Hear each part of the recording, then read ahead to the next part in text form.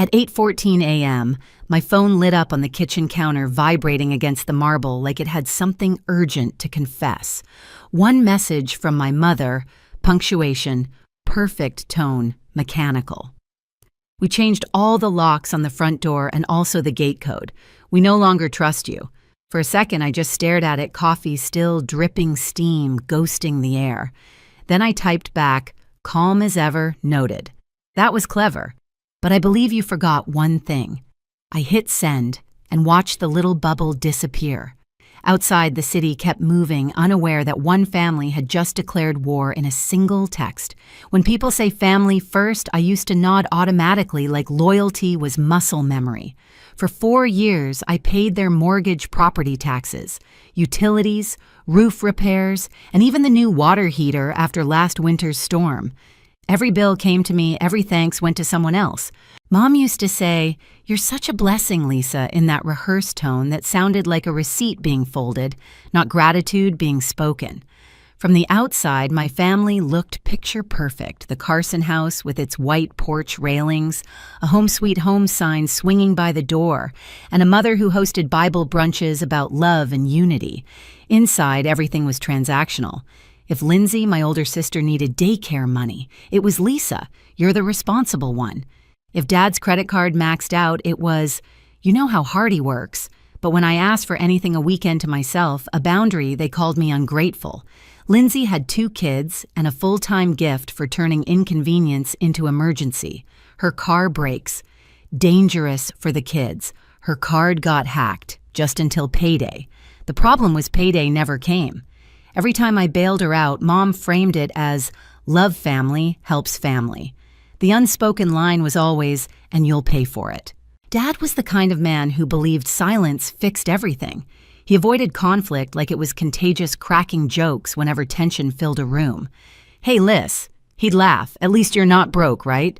Once he borrowed my name to apply for a small loan, just a paperwork mix-up, he said. I let it go like I always did. Because in our family, the peacekeeper didn't win arguments, she absorbed them. The house itself had become a shrine to that dynamic.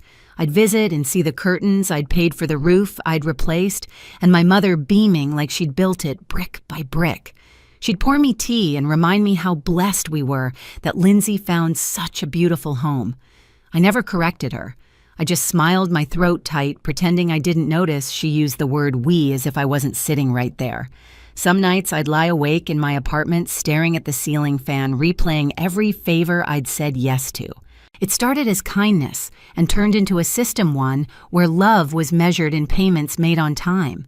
Somewhere along the way, I stopped being the daughter and became the donor. So when that message came, we no longer trust you, it didn't feel like betrayal. It felt like confirmation. They'd just put in writing what had been true for years. The locks were changed, but the door had been closing long before that. It started with a Facebook post I wasn't supposed to see. I was waiting curbside for a grocery pickup when the algorithm handed me a little betrayal wrapped in family pride. There they were, Mom, Dad, and Lindsay standing on the porch of my house, the one I'd been paying for 4 years. Mom's caption read, "So proud of our daughter Lindsay for building a home we can all share. It's finally in the right hands." I read it 3 times, hoping my name might appear somewhere, maybe in the comments. It didn't. Just a stream of hearts. And she's such a good daughter from relatives who never once called to ask how I was. My throat burned, and the grocery clerk's voice barely reached me. "Ma'am, your order's ready." I couldn't even move. Later, I called the bank, part logic, part denial. The woman on the line chirped, "Yes, Ms. Carson. You're still the primary on the mortgage, but there was a request last week to change that to a Miss Lindsay Carson. Verification pending." My stomach dropped. Someone had tried to rewrite ownership like it was a name tag. By the time I checked my account, the theft was quiet but obvious. $2 and $400 transferred out to a familiar card. Lindsay's emergency visa. I texted her, "Did you use my card again?" 10 minutes later. "Don't make it a thing, Lisa. The kids needed shoes. We're still sharing that one, right?" We weren't. Then Mom chimed in, "Honey, Lindsay's going through so much. She said she'll pay you back. Let's not start a war over a few dollars." A few dollars.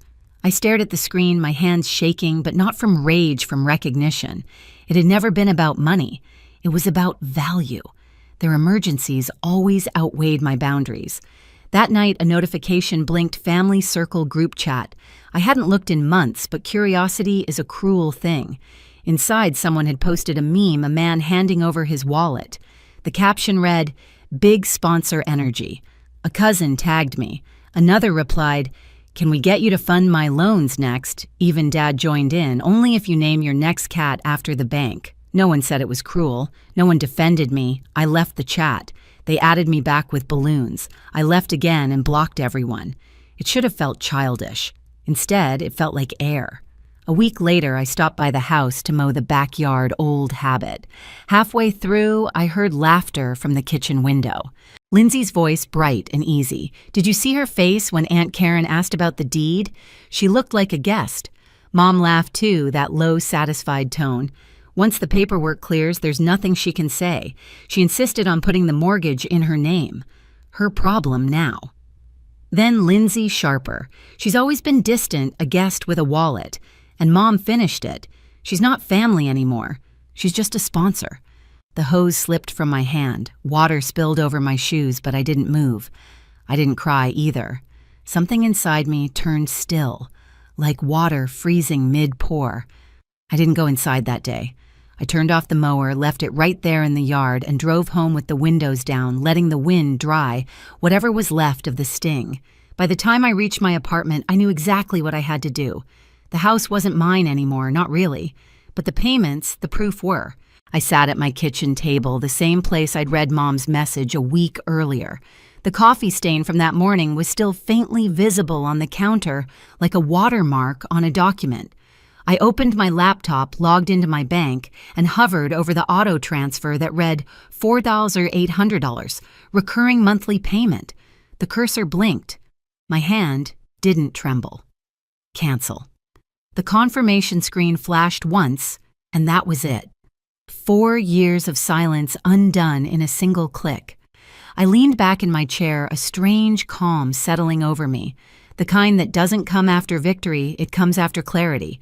I opened a new spreadsheet and started typing mortgage, property, tax, roof repairs, utilities, insurance, daycare, groceries. Each entry got a date, an amount, a short note. Line after line, 4 years of transactions came alive again. Like ghosts, I was finally calling by name. When I finished, the total glared up at me, 211 yen, $723, 84 hours. My breath caught, not from regret, but from validation. I printed every page and slid them into a binder. Then, for the first time in years, I labeled something for myself evidence. That night, a soft thud at my door pulled me from the numbers. A white envelope with gold edges, no return address. Inside, a glossy invitation, "Please join us to celebrate Elizabeth Carson's 60th birthday." The quote at the bottom read, "A house is not a home without family." I almost laughed. The irony was so loud it was quiet. I pinned the invitation to my fridge, right beside the binder of payments, a reminder that every story needs an ending. For the next few nights, I barely slept. I wasn't angry anymore. I was meticulous. Each evening after work, I gathered receipts, screenshots, audio files. I even found a voice memo from that afternoon in the backyard. My phone had been recording from my pocket. The line played back crisp and cruel. "She's not family anymore. She's just a sponsor." Hearing it again didn't hurt, it focused me. That sentence had been the final transaction. They define me as a sponsor. Fine. Sponsors can cancel. Sponsors can audit. I texted Grandpa that night, "I'm going to Mom's party." I think it's time things are said out loud. No reply came, but I knew he read it. He always did. He was the only one who never asked for money, never treated kindness like a down payment. The day before the party, I rehearsed. Not words, but composure. I stood in front of my mirror wearing a navy blazer and jeans, hair tied back, nothing fancy. Calm, capable, unshakable, that was the point. They thrived on my reactions. This time, they'd get none. Before heading to bed, I packed the binder and the USB with every file neatly labeled. I zipped them into a plain black bag and set it by the door. The weight of it wasn't heavy. It was balance. When the morning came, I poured coffee, glanced at the invitation one last time, and whispered to myself, "That was clever. But you forgot one thing." Then I smiled, locked my apartment, and left for the party. The party was exactly what I expected: emerald and gold decorations, a rented banquet hall that smelled faintly of perfume and champagne, and the soft hum of people pretending to adore each other. My mother had always known how to make an event feel like a performance. Tonight, she was the star. I walked in 10 minutes late on purpose. The chatter dimmed when people noticed me, like someone had lowered the volume knob. A few polite smiles flickered, unsure whether to greet me or avoid me. Lindsay froze mid-sentence at the punch bowl, then looked away so quickly it was almost convincing. I found an empty chair near the back. No one approached. Perfect. I wanted distance, not to hide, but to watch. From here, I could see everything: the slideshow of Mom's life looping on a projector, the Happy 60th Elizabeth banner strung across the wall, the pile of shiny gift boxes near the stage. The lights dimmed, and the MC, a family friend who loved his own voice, tapped the mic. "Let's all raise a glass to Elizabeth Carson," he said, "a woman of grace, generosity, and love." Laughter and applause rippled through the room like a rehearsed cue. I sipped my water, tasting the irony. The slideshow rolled again: wedding photos, vacations, baby pictures of Lindsay and me.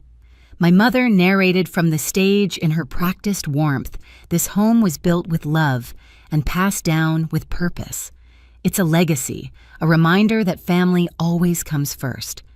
And then Lindsay took the microphone. "Mom," she said, voice trembling just enough to sound heartfelt, "you've taught us what real family means: sacrifice, loyalty, faith. This house represents that. It's the heart of who we are."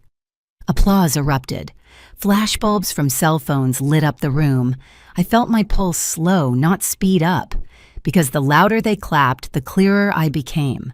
Mom dabbed at her eyes with a napkin.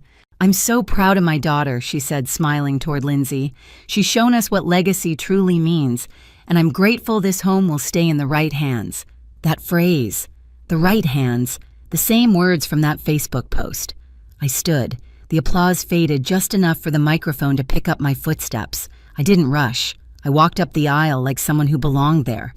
"I wasn't planning to speak tonight," I said, my voice even amplified across the room. "But since we're talking about legacy, maybe we should talk about what it costs." A ripple of whispers rolled through the tables. Mom's smile twitched. "Lisa," she said softly, that warning tone she used when she wanted me to shut up without saying it out loud, "maybe we can do this another time." "I think now works," I said.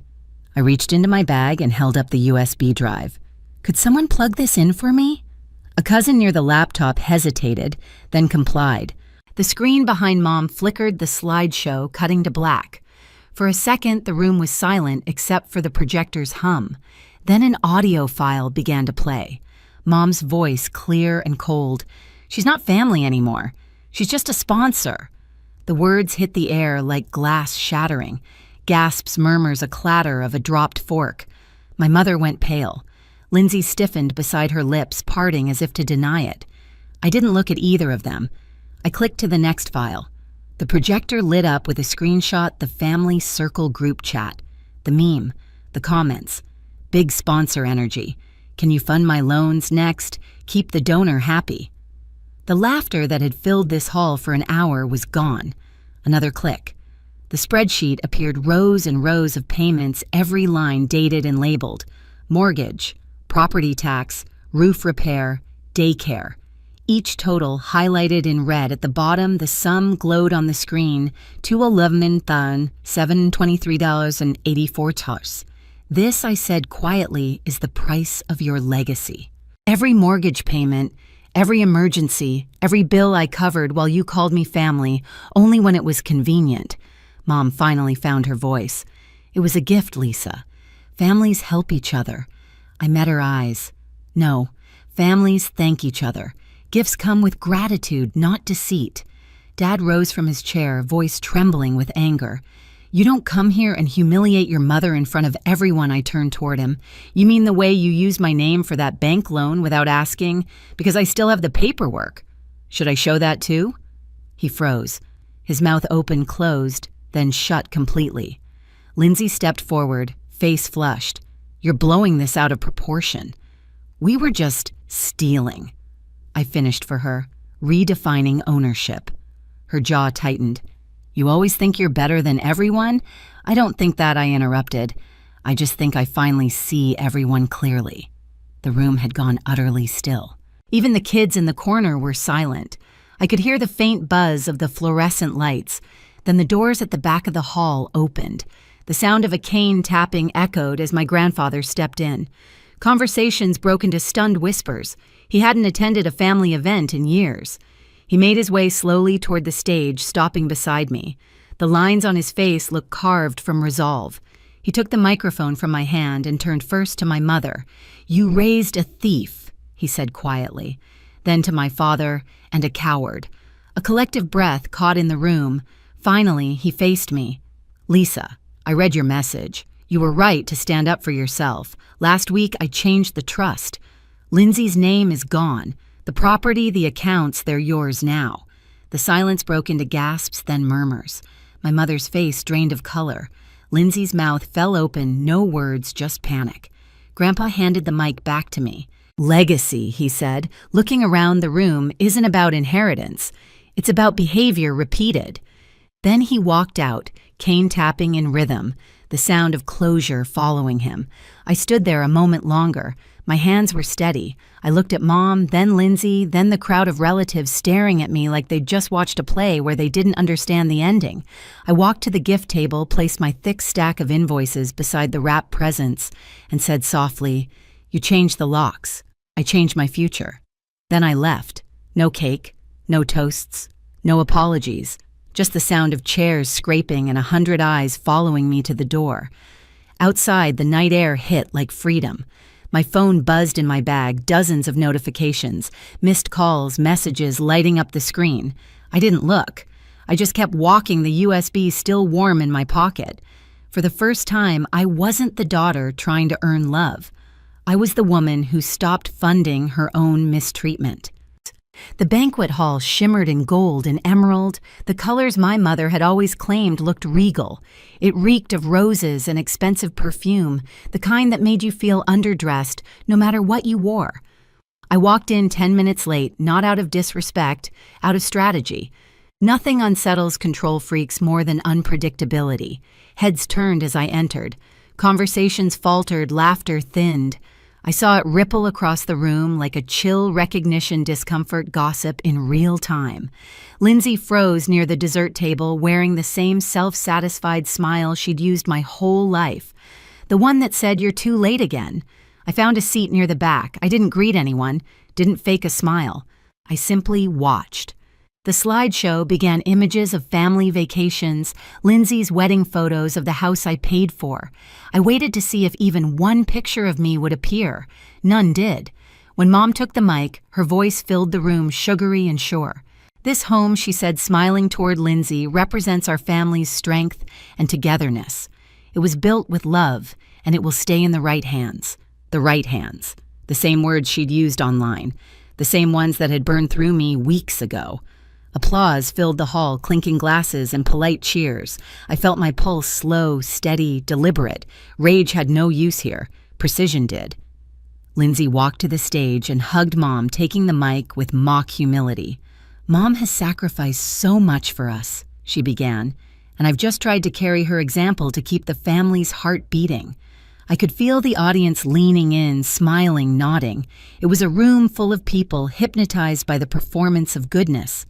I stood smoothing the sleeve of my blazer and began walking toward the stage. The applause faltered. People turned. Chairs creaked. My mother's expression froze halfway between pride and panic. "I wasn't planning to speak tonight," I said evenly, taking the spare mic from the stand. "But since we're talking about family and sacrifice, maybe it's time we talk about what those words have cost."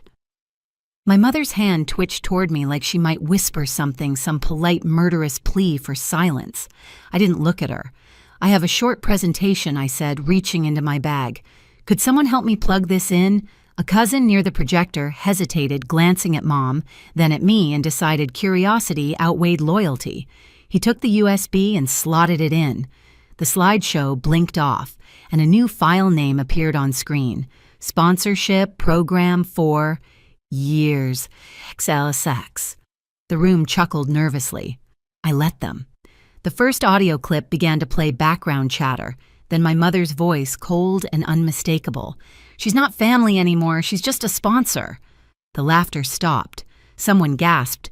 Glass shattered. Lindsay's face drained of color. Mom stood frozen, her lips parted but no sound emerging. I waited for the echo to die before I spoke. That was recorded 3 weeks ago, the day you told me I wasn't family. I clicked to the next slide, screenshots of the group chat. The meme of a man handing over his wallet. The comments, big sponsor energy.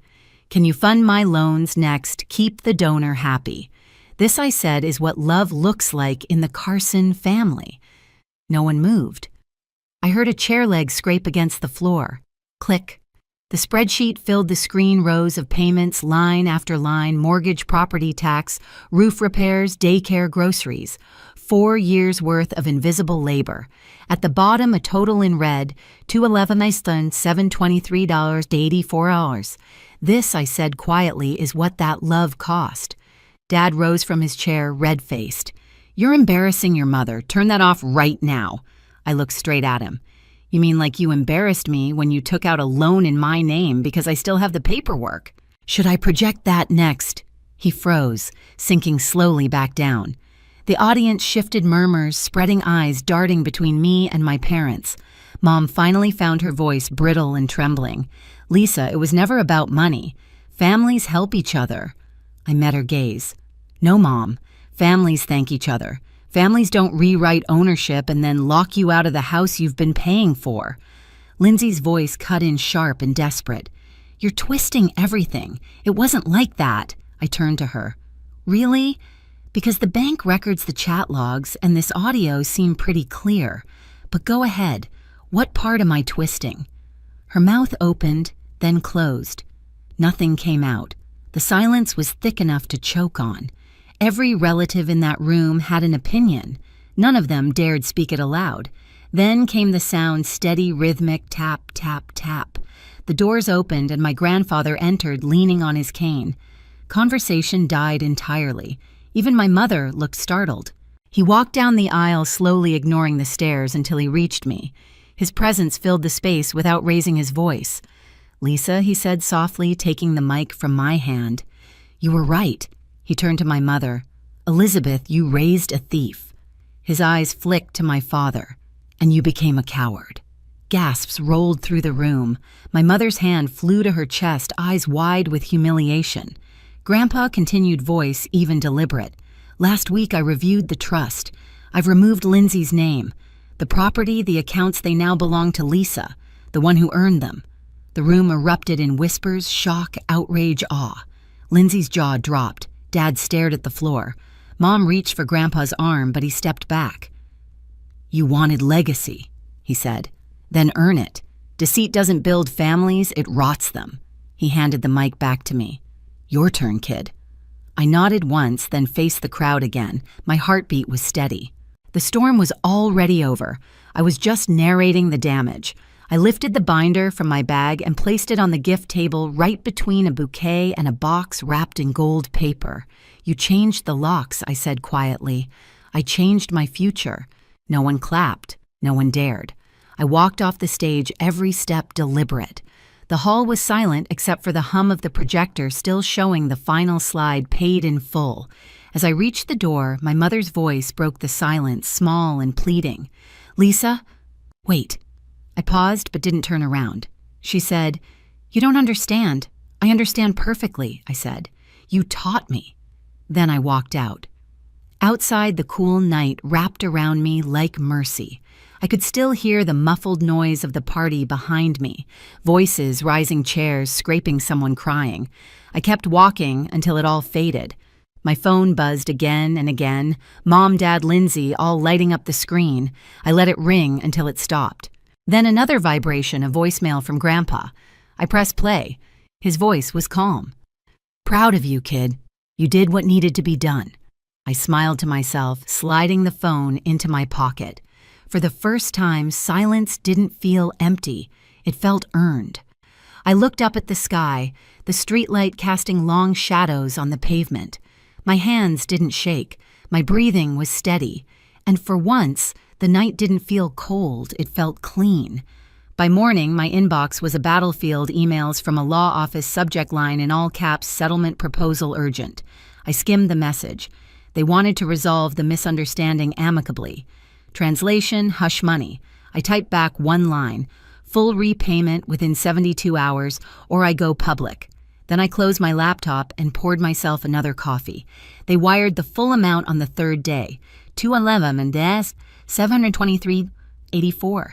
No apology, no explanation, just numbers, the language they'd always spoken best. I replied, transaction received. No further contact necessary. And that was it. After that, the noise stopped. No calls, no texts, no fake concern, just quiet. The kind that doesn't ache, it breathes.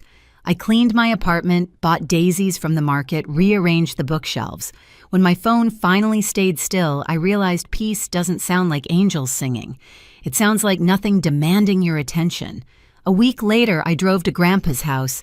He was on the porch with his tea sunlight caught in the wrinkles around his eyes. They're furious, he said, smiling a little. Good, I answered. Maybe fury will make them think, he nodded. Forgiveness requires accountability, he said. They haven't earned it. I stayed until sunset. Neither of us spoke much. We didn't need to. When I got home, I stood on my balcony watching the city shift from gold to blue. My phone buzzed once more, an unknown number, a single image, the old house overgrown and empty. On the back, in Mom's handwriting, "We miss you. Please come home." I folded it carefully and slid it into my drawer. Home isn't where you're locked out. It's where you can finally breathe. They changed the locks. I changed my life. I used to think peace would come with forgiveness, but now I know it comes with distance. I don't wait for their calls. I don't check my inbox hoping for remorse. I stopped mistaking access for love. Some people think cutting ties is cruel. Truth is it's the kindest thing I've ever done for myself. When I wake up now, there's no background tension humming under the day, just sunlight, coffee, and quiet. That's freedom. Not dramatic, not loud, just mine. If you've ever been the one holding a family together while they tear you apart, remember this: silence isn't weakness. Sometimes it's the first step toward peace. They changed the locks. I changed my life. If this story hit home, share us, leave a comment, and hit subscribe for more stories like this.